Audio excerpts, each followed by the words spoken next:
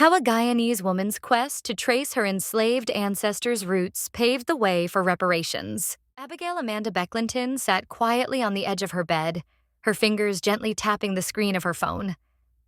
The soft hum of the ceiling fan overhead created a steady rhythm in the stillness of the room. It was a warm evening in Georgetown, the kind where the tropical heat lingers just beyond the comfort of dusk. Outside, the sounds of the city, cars, voices, the distant crash of waves against the shore, murmured softly through her open window.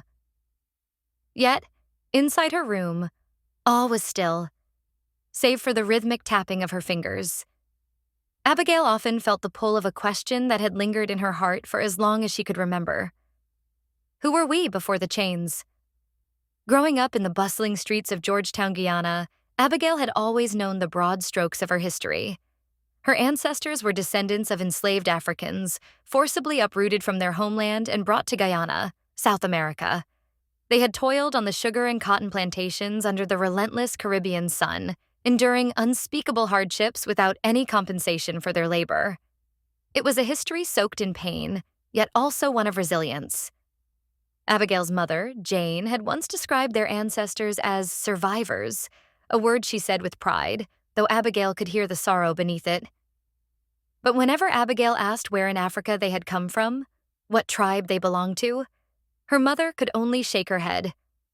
"We don't know, Abigail," she would say softly.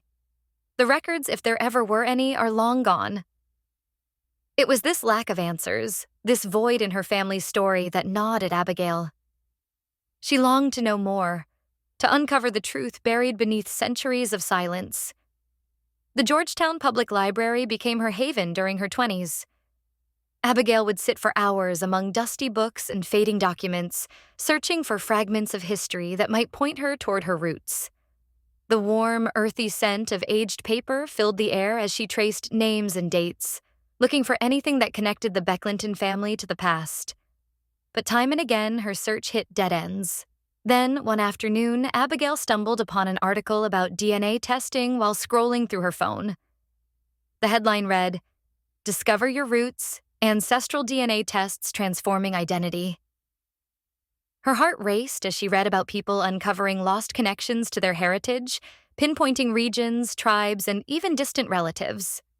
Could this be the answer? Skepticism warred with excitement as she researched various testing companies. Finally, she settled on MyHeritage, her fingers trembling as she ordered the kit. The waiting period was torturous. Each day she would glance at the mailbox, her thoughts consumed by the possibilities. When the kit arrived, she carefully followed the instructions, swabbing her cheek with precision. The sterile, clinical nature of the process felt at odds with the deeply personal questions she sought to answer. With a mixture of hope and trepidation, Abigail mailed off the kit, beginning a journey that she knew might change her life. Weeks later, the email arrived.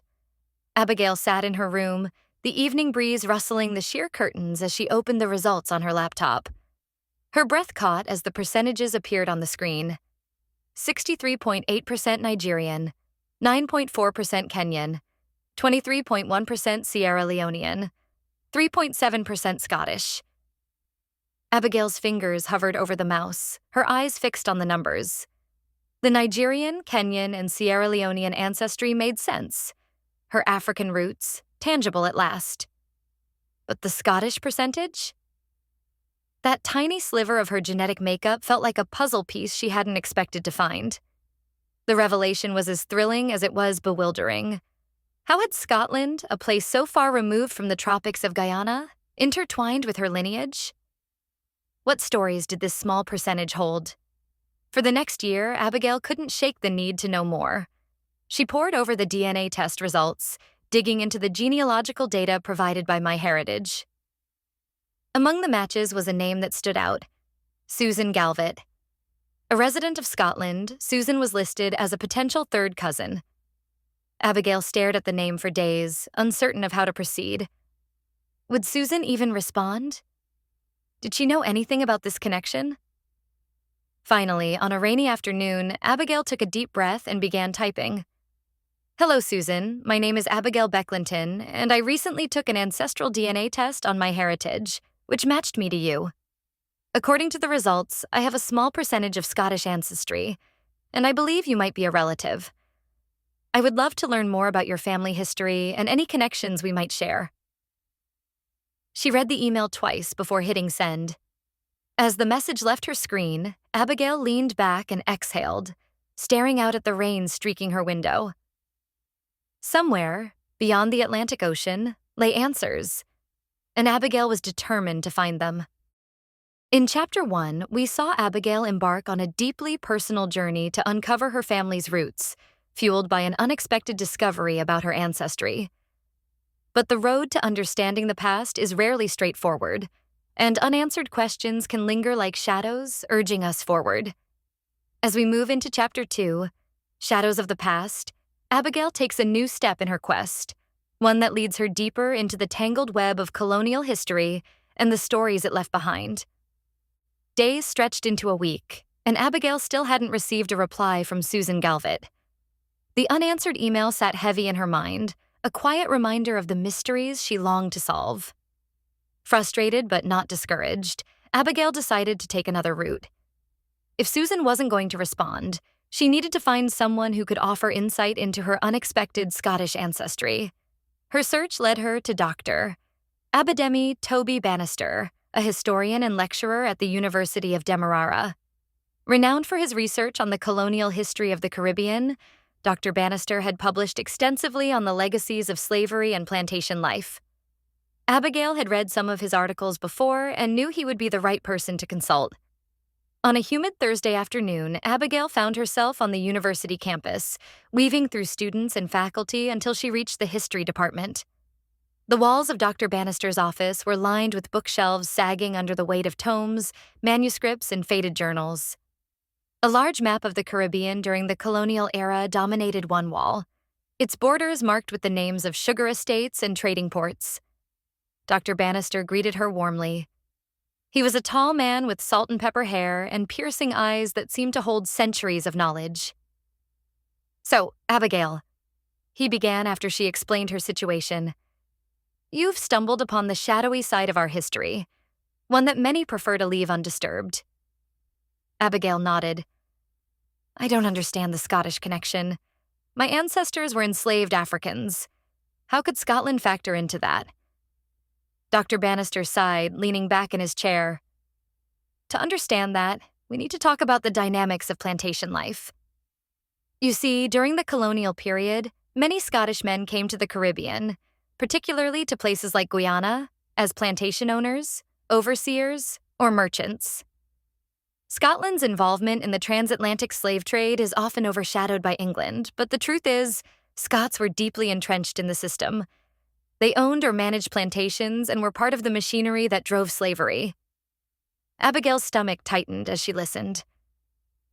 "And the Scottish ancestry?" Dr. Bannister's expression grew somber. "It was common, disturbingly so, for plantation owners and overseers to exploit the women they enslaved. Rape was not only a horrifying abuse of power, but also a tool of control. Mixed-race children, often referred to as mulattoes in colonial records, were a visible reminder of this violence. Some of these children were acknowledged by their fathers and given their surnames, which is how names like Becklinton, Cashieri, and Galvett became widespread among descendants of enslaved people." Abigail stared at him, the weight of his words pressing down on her. She had always known the brutality of slavery, but hearing it framed in such stark personal terms made her chest tighten. "So, it's possible that my Scottish ancestry comes from one of these plantation owners?" Dr. Bannister nodded. "It's likely, but it's also a testament to your ancestors' resilience. Despite the unimaginable horrors they endured, they survived and created communities, preserving what they could of their African heritage while navigating the colonial world." Abigail was silent for a moment, absorbing the enormity of it all. "I've always felt disconnected from my heritage," she said finally. "Like there's this void where my history should be. How do I reconcile something like this?" Dr. Bannister gave her a small, sad smile. "You honor your ancestors by seeking the truth, by understanding the full scope of their lives, not just their suffering, but also their strength. History is messy, Abigail. It's painful, but it's also filled with stories of survival and triumph. You've already taken the first step by asking these questions. As Abigail left the university that day, the sun dipping low over the city, she felt both burdened and emboldened. The truth was complex and painful, but it was hers to uncover. With Dr. Bannister's words echoing in her mind, she resolved to continue her search, even if the answers were uncomfortable. Back at home, she opened her laptop and stared at Susan Galvet's name on her MyHeritage profile. There was still no reply, but Abigail wasn't ready to give up. One way or another, she would find the missing pieces of her story. In Chapter 2, Abigail's search for answers led her to a historian who shed light on the darker chapters of colonial history, revealing connections that were both painful and illuminating. These revelations left her with even more questions about her ancestors' resilience and the complexities of their lives. As we begin Chapter 3, Dancing into Freedom, Abigail shifts her focus back to the present, using her discoveries to inspire others while grappling with the weight of what she's learned. Now, let's dive into Chapter 3, Dancing into Freedom. The sun had barely risen over Georgetown, casting golden rays on the city's colonial-era buildings, when Abigail stepped into the vibrant corridors of her school. Today was no ordinary day. It was the week leading up to Emancipation Day, and the air buzzed with anticipation. The students were preparing to perform a special dance titled Chains Broken, Freedom Found, a tribute to the struggles and triumphs of their ancestors. Abigail walked briskly into the classroom-turned-workshop, where Miss Pamela Wilson, the school's passionate dance teacher, was already unpacking colorful fabrics and embellishments for the costumes. The room smelled faintly of glue and fabric dye, and snippets of traditional African drumming played softly from a nearby speaker. "Morning, Miss Becklinton," Pamela greeted, waving a bright piece of kente cloth. "Morning, Miss Wilson," Abigail replied with a warm smile. "Looks like we've got our work cut out for us." She set her bag down and joined Pamela at a long wooden table strewn with beads, feathers, and sequins.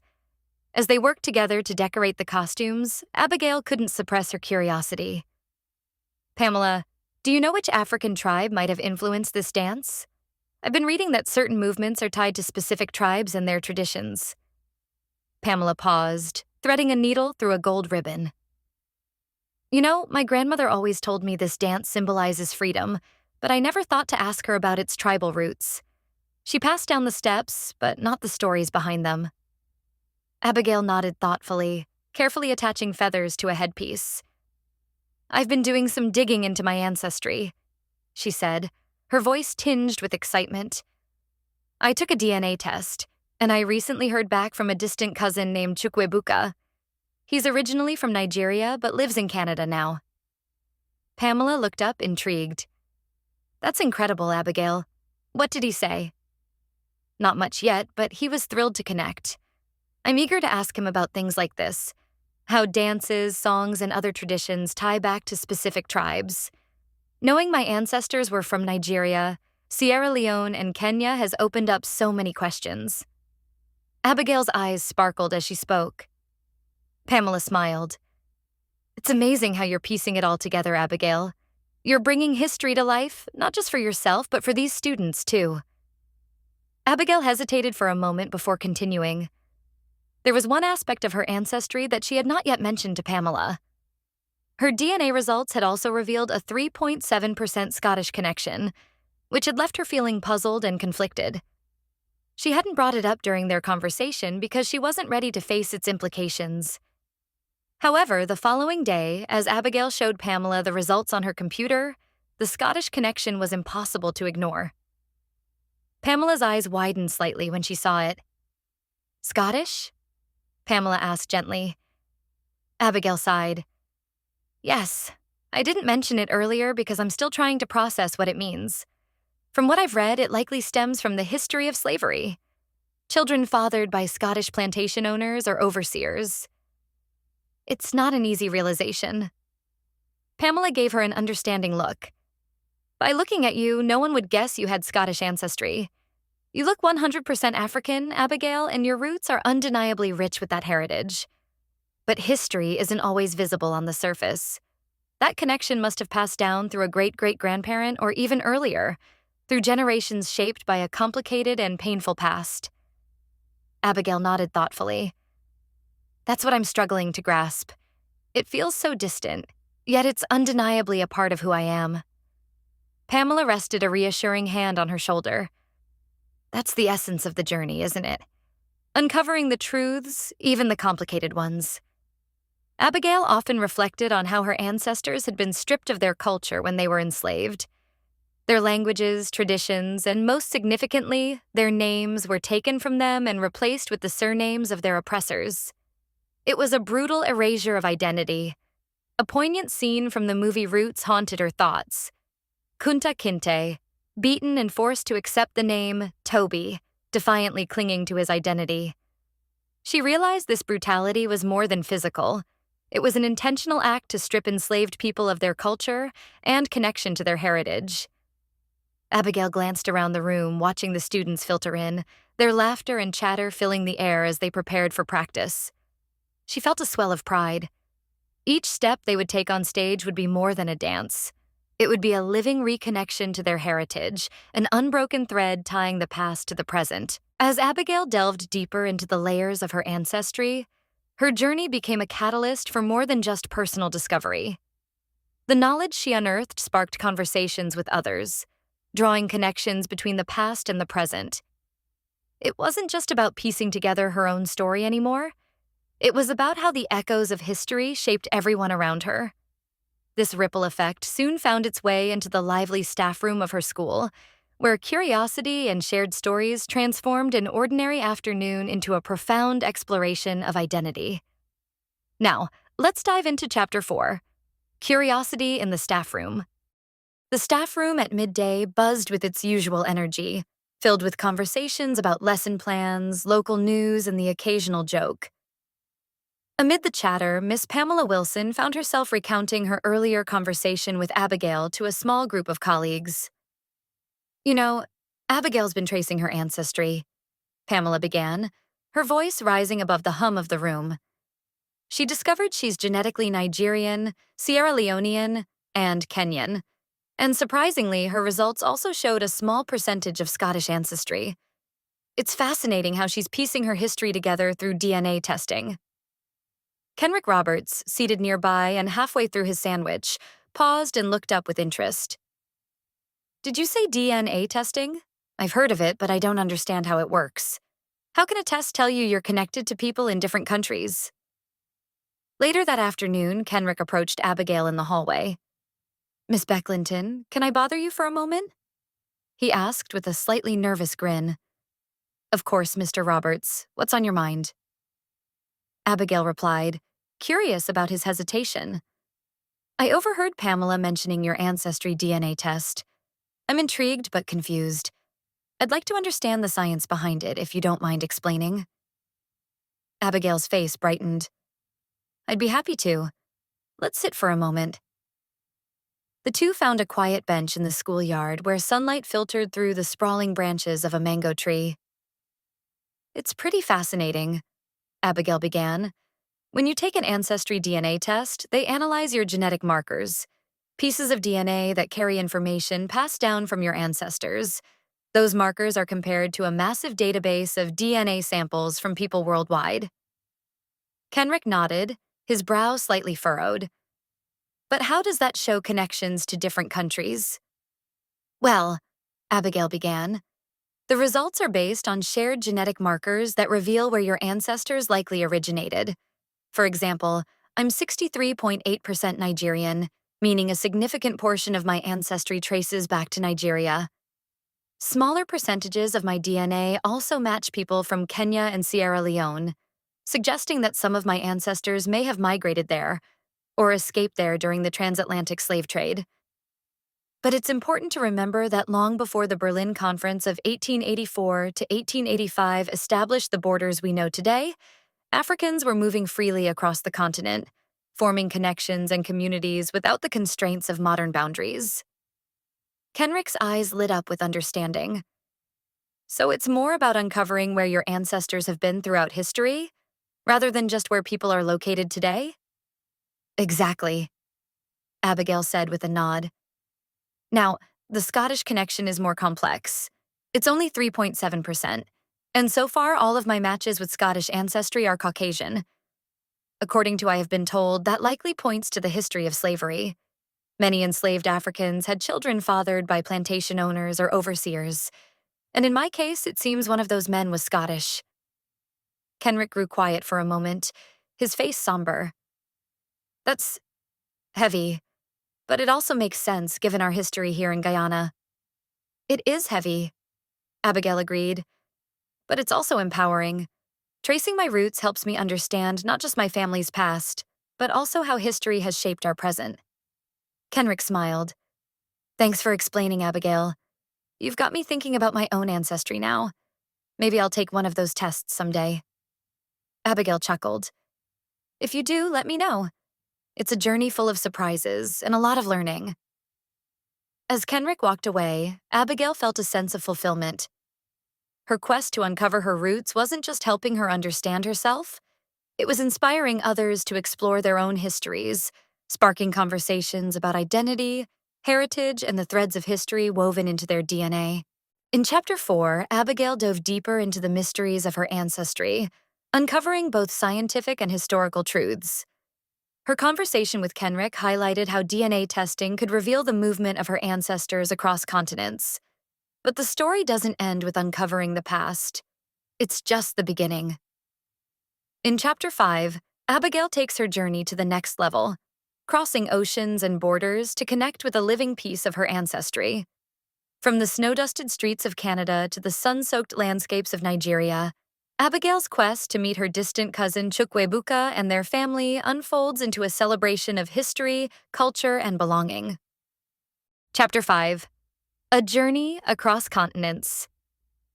The soft hum of the airplane engine was both soothing and thrilling as Abigail gazed out of the window. Below her, Canada's vast landscape stretched endlessly, its snowy plains shimmering under the winter sun. After months of emails, video calls, and countless late-night conversations, she was finally on her way to meet Chukwuebuka, her newly discovered Nigerian cousin. Her heart raced with anticipation and a touch of nervousness. When the plane landed at Toronto Pearson International Airport, Abigail felt a surge of emotion. She had seen Chukwuebuka's face through countless video calls, but the thought of meeting him in person was surreal. As she stepped into the arrivals hall, scanning the crowd, she spotted him holding a handmade sign that read, "Welcome, Cousin Abigail." Chukwuebuka, a tall man with an infectious smile, waved energetically. Abigail laughed as she approached, overwhelmed by the warmth of his presence. "Abigail," he exclaimed, pulling her into a tight embrace. "Finally, you're here. I've been counting down the days." "It's so good to meet you, Chukwuebuka," Abigail said, beaming. "This feels like a dream come true." They spent the next 2 days exploring Toronto, where Chukwuebuka introduced Abigail to the local Nigerian-Canadian community. They enjoyed hearty meals of jollof rice, suya, and puff puff at his favorite restaurant, and he shared stories about growing up in Lagos before moving to Canada. Abigail marveled at how easily they connected, as if they'd known each other their whole lives. "You've got to try egusi soup when we get to Nigeria," Chukwuebuka said over dinner one evening. "My mother makes the best. You'll see." Abigail laughed. "I can't wait. I've been dreaming of this trip for months."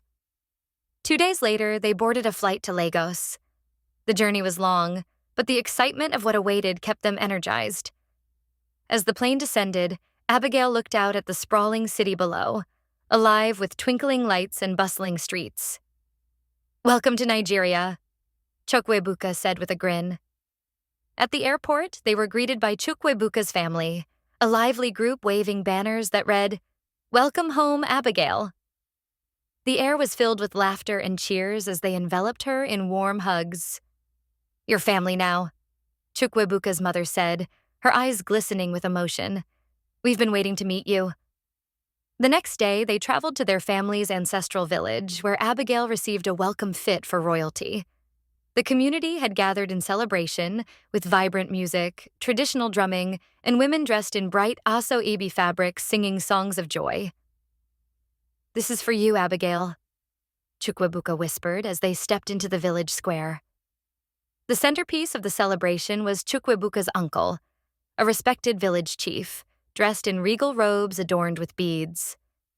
He welcomed Abigail with a heartfelt speech, recognizing her journey and the courage it took to reconnect with her roots. "You are one of us," he declared, placing a ceremonial bead necklace around her neck. "No matter where life takes you, this is your home." Tears filled Abigail's eyes as she looked around at the smiling faces. She felt an overwhelming sense of belonging. The next few days were a whirlwind of activity. Abigail visited the family compound, tasted traditional dishes prepared with care, and learned about the customs and traditions of her ancestors.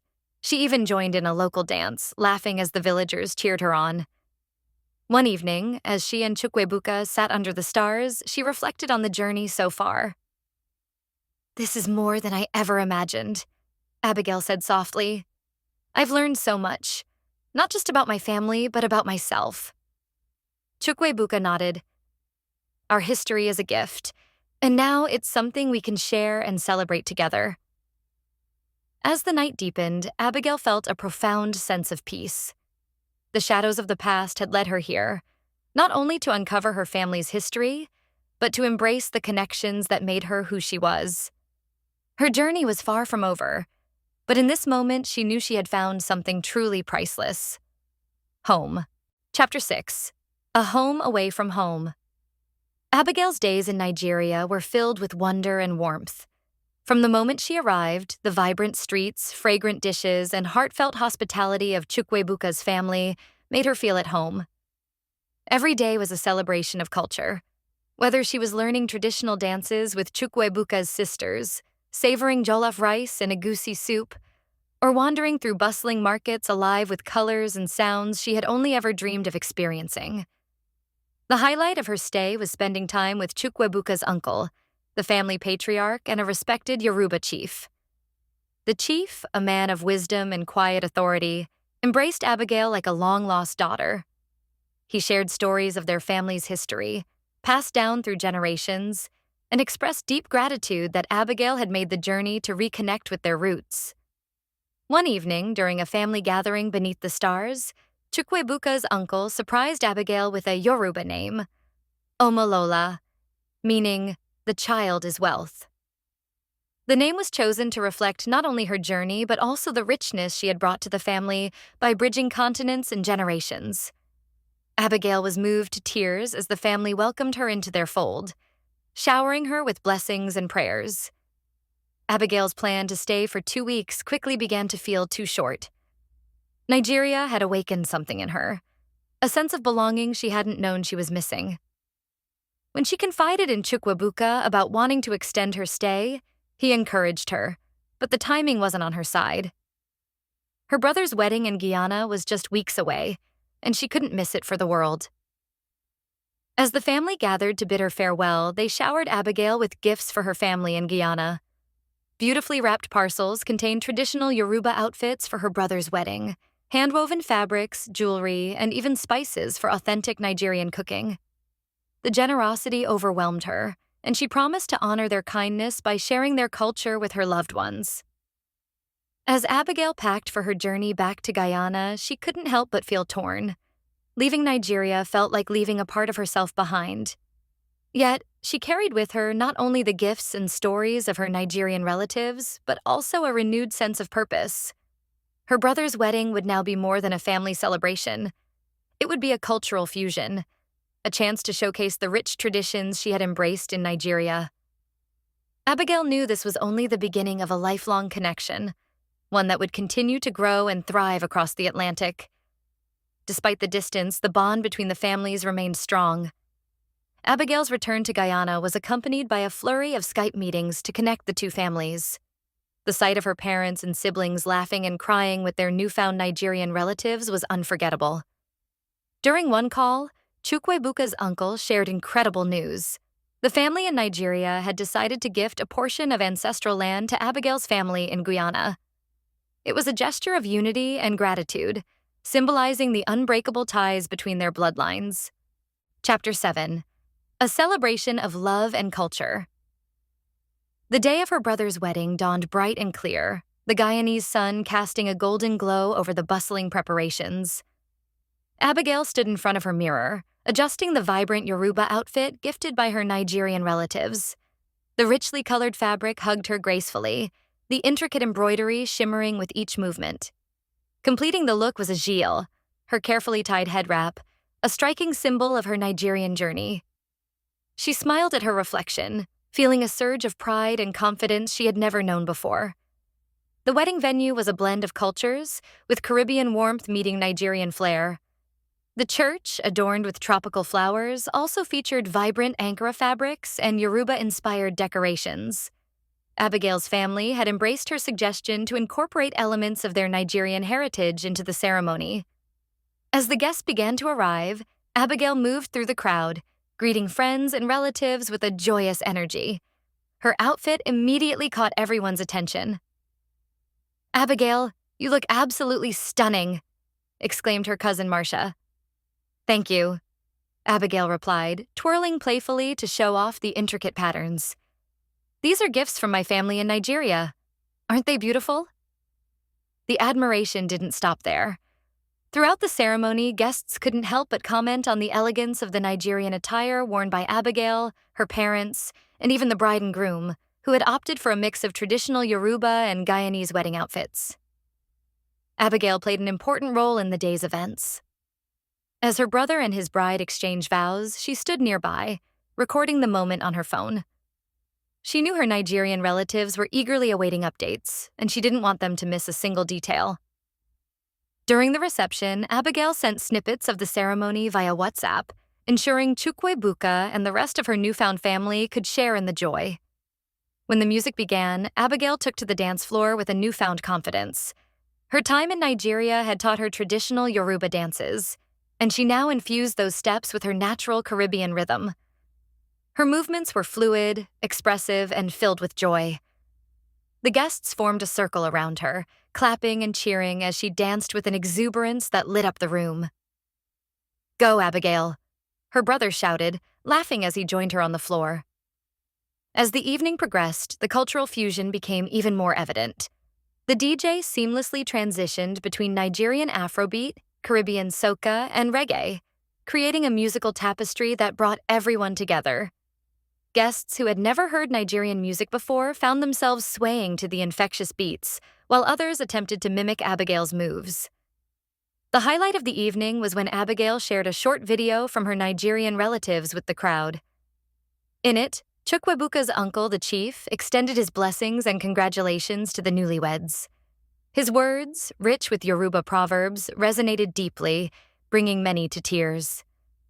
As the festivities wound down, Abigail found a quiet moment to reflect. The day had been a beautiful blend of her past and present, a celebration of family and heritage that transcended borders.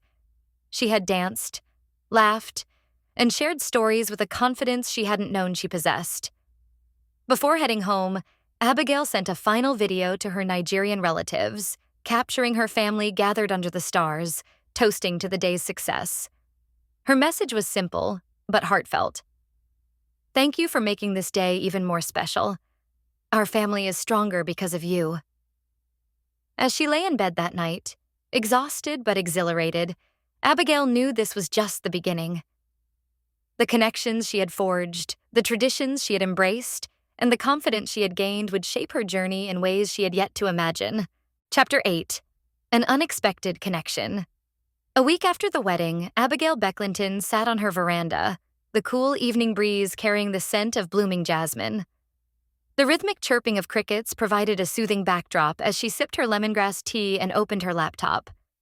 She had all but given up on hearing back from Susan Galvett, but as she refreshed her inbox, a new email caught her eye.